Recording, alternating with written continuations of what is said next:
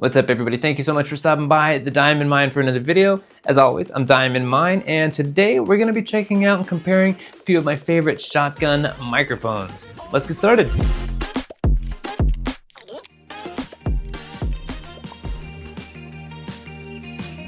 All right, thank you so much for stopping by for today's video, everyone. If this is the first video of mine that you're seeing, welcome. I'm Diamond. I started making video content when I was about 36 years old, so I'm like a year or two in at this point, and basically I like to post what I learn, when I learn, and if you dig learning about video production content, then I hope you enjoy the video. And if you do, consider subscribing.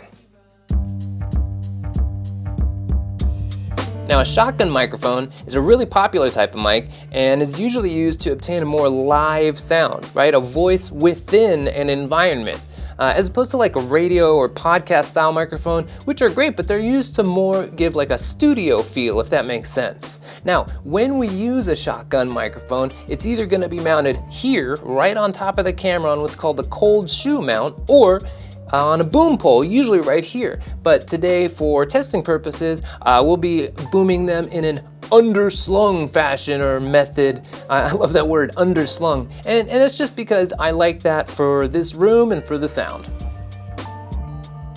Okay, now we're gonna be comparing three of the most common shotgun microphones. They're fairly middle of the bell curve for quality and for budget. And those are the Rode VideoMic Rode 2, the Deity, see if I can remember this, the Deity VMic D3 Pro, and the Sennheiser MKE 600. Is that, yes, all three. Okay, now something we like to do here at the Diamond Mine, before we get started, is want to go over today's shot. I think it's helpful, a little bit educational. Hopefully it helps you on your lighting or production journey. Now, on our key light, I'm using the 200X. That's one of my favorite lights from Amaran with their Light Dome 3. And so on fill, we've got the 60XS with the Light Dome Mini. And I'm using that just so I don't have so drastic of shadows, but I don't know if I'm quite accomplishing.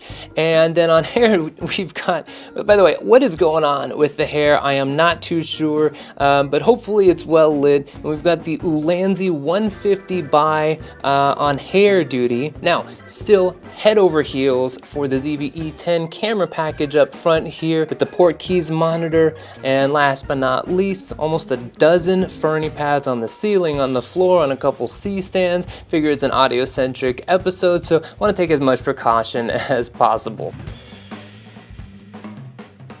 Alright guys, first up is the Rode VideoMic Rode 2. It's actually my first shotgun microphone that I ever purchased, and I think it sounds great. It's really simple, no preamp, no phantom power, it's under $100. I mean, what more could you ask for? Let me know what you think in the comments. How's it sound? Okay, second in line is the Deity VMic D3 Pro, which I always have a tough time remembering, but it's a great mic, super versatile. While it doesn't have an XLR output, it does have 3.5-inch and USB-C output in case you want to run straight into the computer for audio. What's great about this mic is it's automatically configurable, so you do not have to switch between TRS and TRRS. It just automatically knows whether you're going to a smartphone or a camera, which is great. Now, has a AA battery for phantom power if needed, and 2 shelves at 75 Hertz and 150 Hertz. What do you think? How's it sound? All right, last in line, we've got the Sennheiser. Now, the MKE 600 is an indoor shotgun mic with a longer supercardioid polar pattern. They call it lobe-style cardioid polar pattern. It takes a AA battery for any phantom power needs, just like the Deity. And it also has a high-pass shelf in case you have any like low-frequency rumblings you need to take care of before, like in mic before camera. Now, it's also marketed as an on-camera microphone and comes with a cold shoe mount. That's probably more for cinema rigs, more than this ZV-E10, but when testing it, I tried that when I first got it. It totally works that way as long as, you know, you're in proper range. So, what do you think? Okay, that's all three mics, and as I'm kind of putting everything away here, what do you think? Which mic do you think sounded best?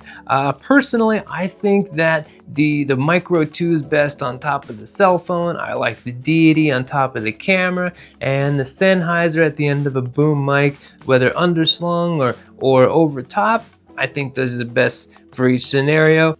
All right, I think that's gonna do it for me. I gotta get up early for work in the morning. So as always, I'm Diamond Mine. And if you dig making videos, if you dig watching videos about making videos, then I dare say that you found your clan. It was great to have you. It's always good to see you. And we'll catch you next time right here at the Diamond Mine.